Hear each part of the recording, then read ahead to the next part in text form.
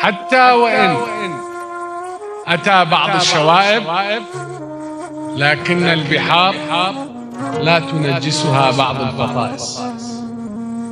فأنتم ببحر الطريقة إن شاء الله، وتكونون خير وعون للآخرين، لبناتنا وأخواتنا وأهلنا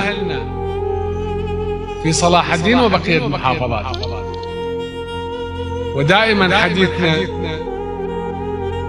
مع بنات الشيخ دوما بأن كن لهن